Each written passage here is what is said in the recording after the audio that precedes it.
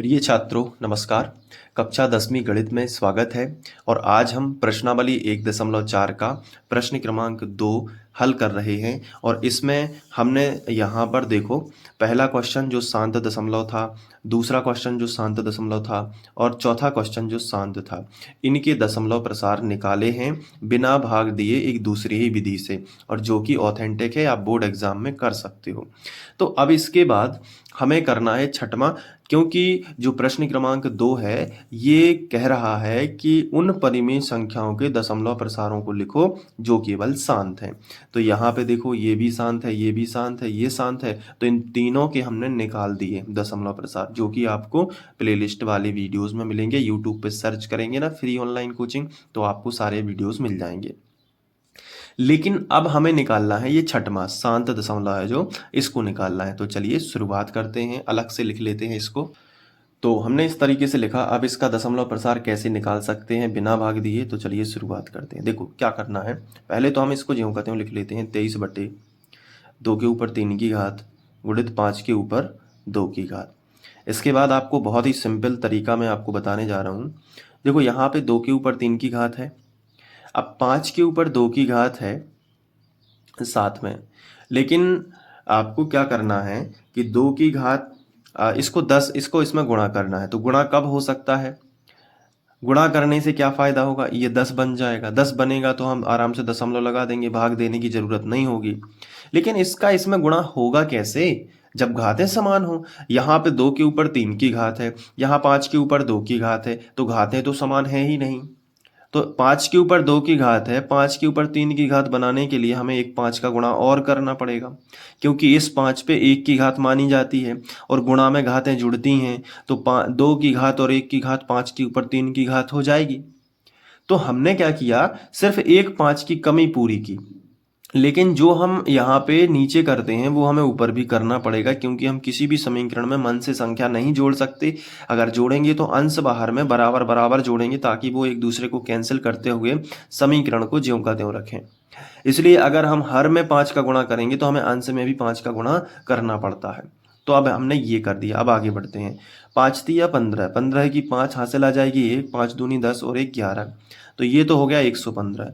अब ये देखो 2 के ऊपर 3 की घात और ये देखो 5 के ऊपर भी 3 की घात हो जाएगी। 5 के ऊपर भी कितने की घात, 3 की घात। क्यों, क्योंकि 2 की घात और 1 की घात जुड़ जाएगी गुणा में। अब देखो 115 हमने ज्यों का त्यों लिखा और 5 दूनी कितना हो गया 10, 10 के ऊपर कितने की घात, 3 की घात। इसका मतलब 115 हमने ज्यों का त्यों लिखा और 10 के ऊपर 3 की घात का मतलब आप जानते हो कि 1 के बाद 3 जीरो, तो 1 जीरो 2 जीरो और 3 जीरो। अब ये 3 जीरो यदि आपको हटाना है तो इकाई अंक से 3 अंक बाद दशमलव लगाना पड़ेगा, क्योंकि 3 जीरो हटाने हैं। तो 1 2 3, तो 115 यदि लिखा है तो इकाई अंक से 3 अंक बाद दशमलव 1 2 3 इधर लग जाएगा तो आएगा।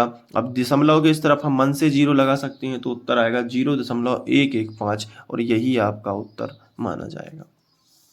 तो ये छठवां सवाल आपको इसी तरीके से करना है। अब आप इसको नोट भी कर सकते हो। इसके बाद अब हम करेंगे प्रश्न क्रमांक 1 में, और कौन सा अंत दशमलव था मैं आपको दिखाना चाहूँगा। ये देखो 6/15। तो कहने का मतलब है कि अगर एग्जाम में आपसे कुछ शांत दशमलव दिए रहेंगे, जैसे ये दे दिया, ये दे दिया और कहा कि इसके दशमलव प्रसार बताओ, तो आप तो ये एक तरीका है आप भाग दो, लेकिन भाग देना कभी कभी बहुत बड़ा हो जाता है और उसमें कैलकुलेशन भी ज़्यादा हो जाती है। तो ये जो तरीका है ये अच्छा है, इसमें आप दो संख्याओं को देखोगे तो वो शांत है या अशांत है, तो शांत वाले आपको एग्जाम में मिलेंगी और उनके दशमलव प्रसार आप इस विधि से निकालोगे। तो ये कर लिया। अब ये तो अशांत है, तो अब 6/15 को करते हैं। तो अब हमारे सामने है 6/15, तो इसको करेंगे तो सबसे पहले ज्यों का त्यों लिख लेते हैं। अब इसके बाद आपको 15 के गुणनखंड निकालने हैं और आप चाहो तो 6 के भी निकाल सकते हो। तो देखो मैं यहाँ पे कोशिश करूँगा आपको सिंपल रखने की। तो 2 तिया 6 इस तरीके से निकाल दिया। 15 के भी आप निकाल सकते हो, 5 तिया 15। इससे क्या पता चला कि इसमें जो है 3 उभयनिष्ठ है दोनों तरफ, तो ये कैंसिल करके हम इसको आगे लिख सकते हैं 2/5, ये लिख सकते हैं।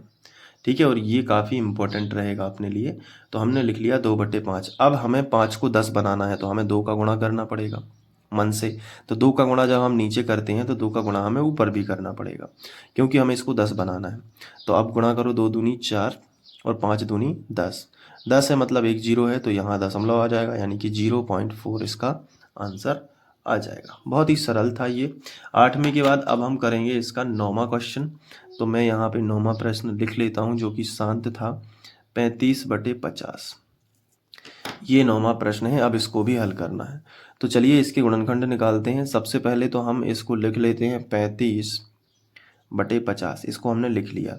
अब हम दोनों जगह से गुणनखंड निकालते हैं। तो 35 को भी हम तोड़ सकते हैं। कैसे? 7 पौने 35, ये तोड़ देना, ठीक है, 35 को। और 50 को हम कैसे तोड़ सकते हैं? बिल्कुल सरल है, देखो कैसे। सबसे पहले 5 25, ये हो गया 25 दूनी 50, ऐसे तोड़ देना।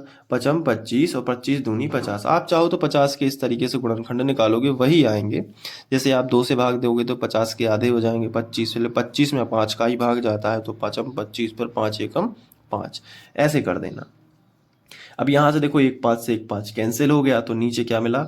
7 बटे और 5 दूनी 10। वैसे ही 10 हो रहा है तो कुछ करने की ज़रूरत ही नहीं है। 7/10 हो गया और इसका आंसर आएगा 0.7।